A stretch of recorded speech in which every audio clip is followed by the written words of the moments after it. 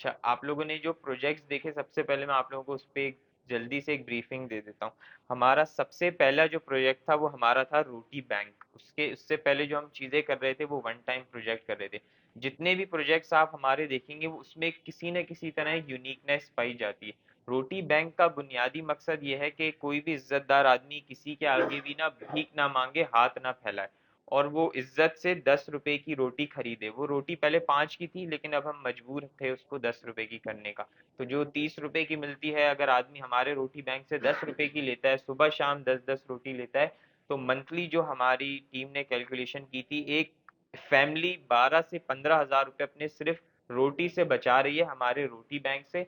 अब ये 12 से 15 हज़ार रुपये शायद मेरे और आपके लिए तो कोई माने नहीं रखते, लेकिन उस सफेद पोश आदमी के लिए जिसकी सैलरी ही 40 हज़ार है, 50 हज़ार है, अगर उसके 12 हज़ार या 10 हज़ार बच जाएं, अपने बच्चों की स्कूल फीस दे देगा, दवाई का जो बिल आता है माँ बाप का, क्योंकि हर घर में एक बूढ़ा बीमार आजकल मौजूद होता है, और इसके अलावा इलेक्ट्रिसिटी के बिल इतने ज्यादा आ रहे हैं, तो वो अपने बिजली का बिल दे सकता है। इसके अलावा हमारा उसी के बराबर में एक प्रोजेक्ट है वुमेन रोजगार सेंटर।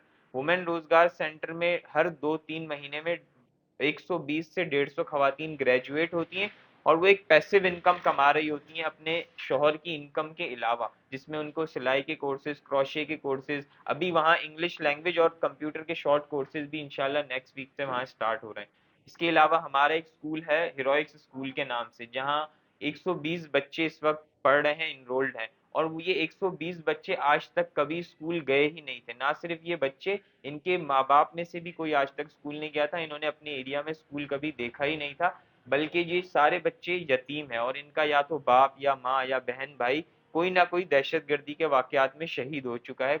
ऐसा कोई बच्चा नहीं है कि जिसका कोई रिश्तेदार दहशतगर्दी में शहीद ना हुआ हो पिछले सालों में। इसके अलावा हमारा ये जो प्रोजेक्ट है वो मेडिकल कॉम्प्लेक्स का, ये आपको असगर भाई ने अभी बताया कि 50 रुपए में यहाँ जबरदस्त तरीके से मेडिकल कॉम्प्लेक्स चलेगा, और अभी आप लोगों को हम विजिट भी करवाते हैं।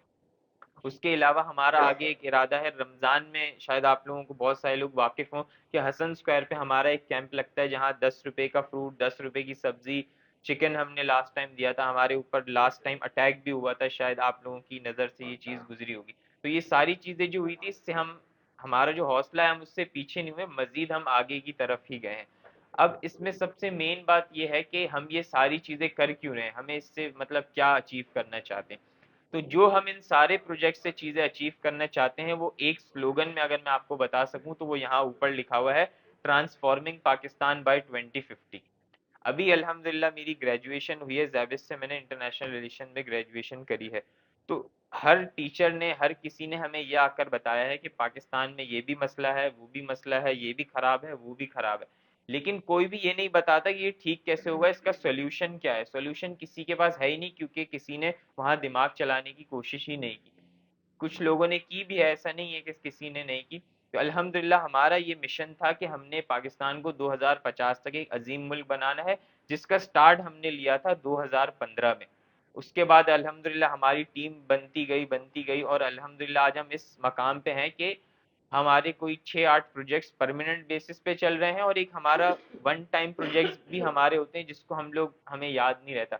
हमारा एक और मेन प्रोजेक्ट अभी मैं मेरे जहन में आया, जो कि पैलेस्टाइन में हम काम कर चुके हैं, फ़लस्तीन में। अल्हम्दुलिल्लाह हमने विदाउट, अगर मैं आपको फाइनेंशियल उसके एस्टिमेट्स ना बताऊं, तो अच्छा खासा हम लोगों ने बड़ा अभी काम किया है और अभी भी कर रहे हैं पैलेस्टाइन में, जहाँ जो मुसलमान वहाँ के परेशान है। बहुत कम लोगों ने वहाँ काम किया, जिसमें पाकिस्तान से शायद 2 या 3 एनजीओज होंगी, उसमें से अल्हम्दुलिल्लाह एक हम भी थे। तो ये मुझे लगता है हमारा सबसे अच्छा इस हवाले से काम था, पैलेस्टाइन के हवाले से।